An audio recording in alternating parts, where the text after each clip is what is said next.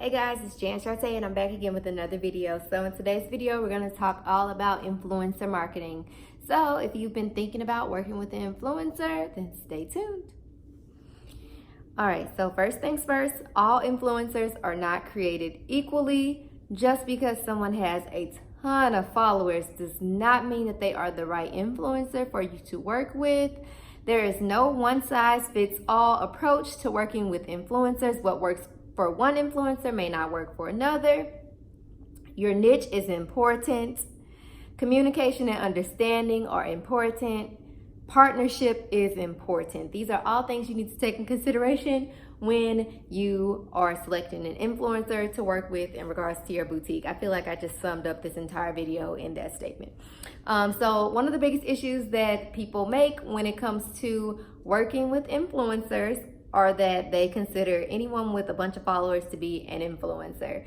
So first things first, you need to understand that your niche is important. So your niche is the category or industry that your boutique falls into. So for example, if you find an influencer who has 2.2 million followers and she's very engaged with her audience and she talks about workouts and healthy eating and things of that nature. That's the bulk of what her content is about.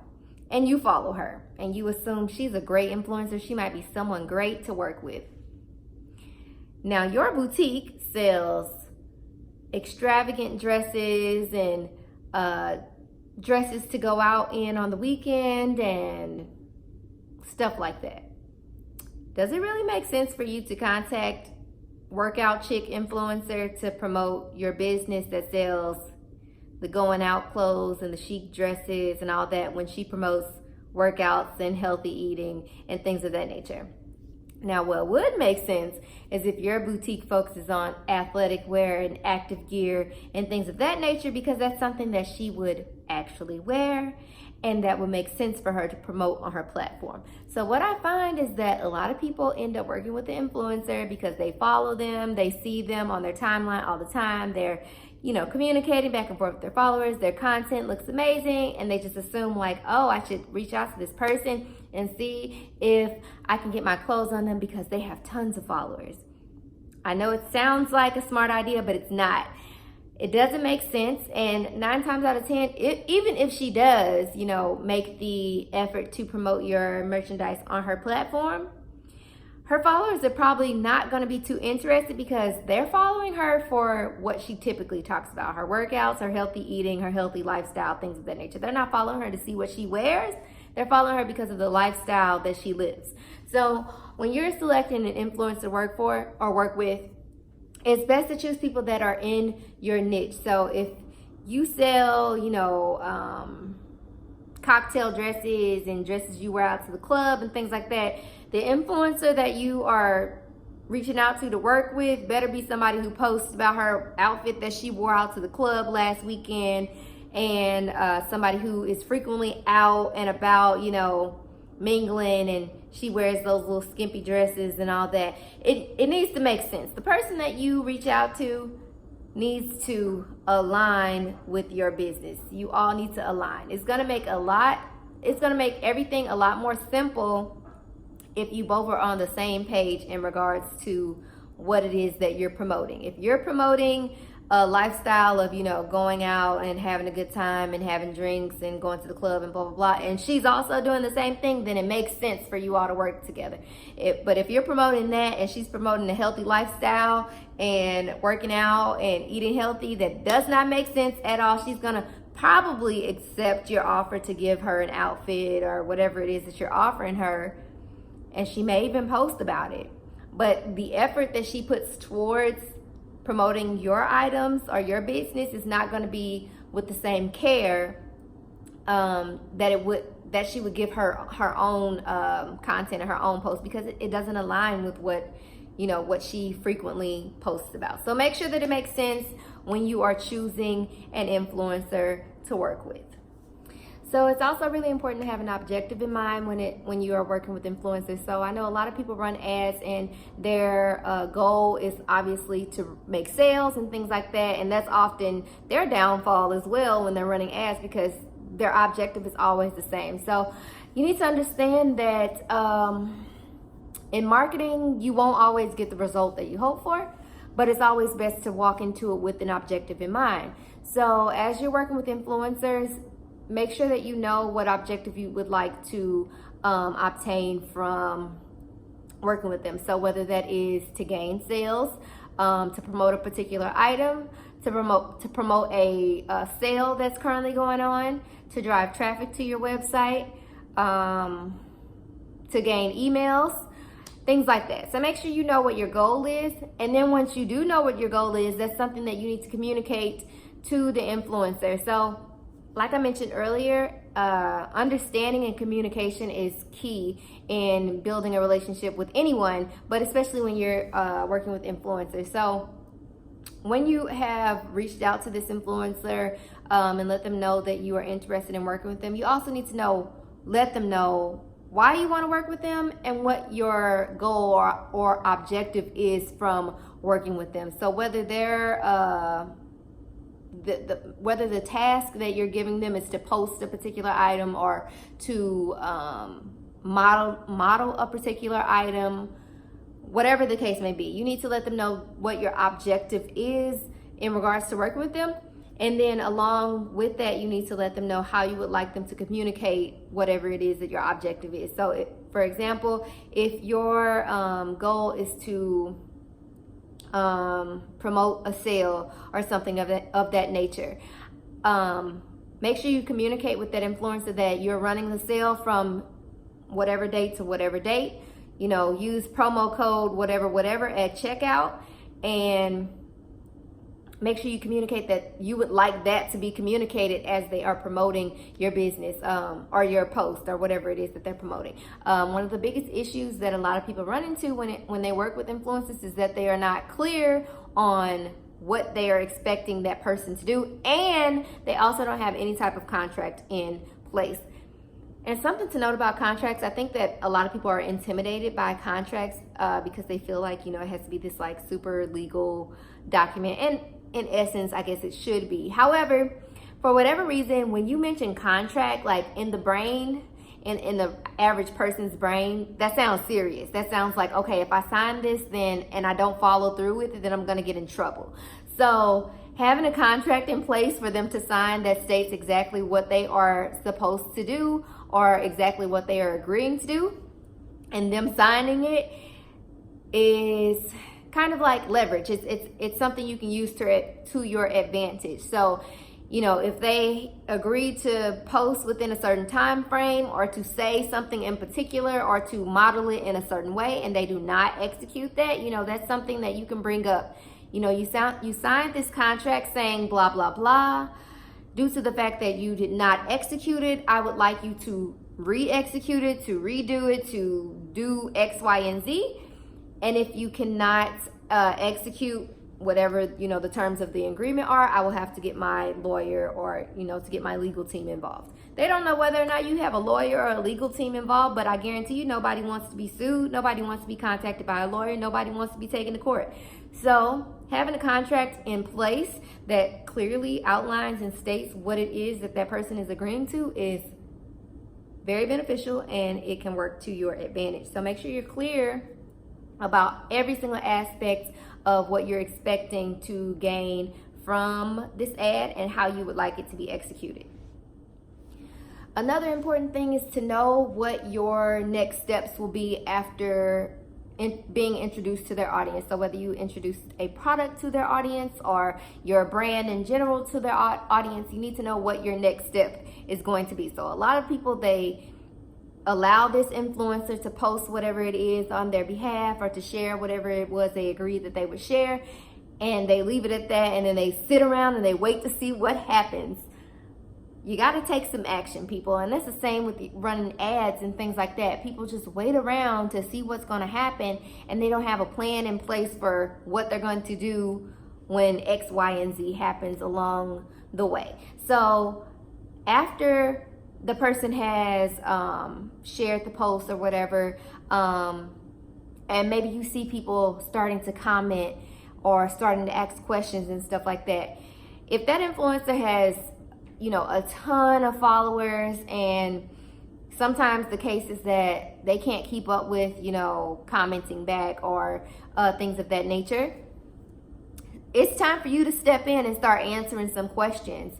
So after they've posted whatever it is, you need to be paying attention to how people are engaging with it, making sure that you're reaching out to the influencer to see if people are sending them any, private messages asking about the item or inquiring about more information, and asking if you can get that person's information so that you can reach out to them if necessary. But you definitely don't want to sit back and wait to see what's going to happen and hope and pray that they visit your site and they buy whatever it is that that person's promoting. You got to step in. You got to put your foot in there and do what you got to do to sway them on over to your page and things like that.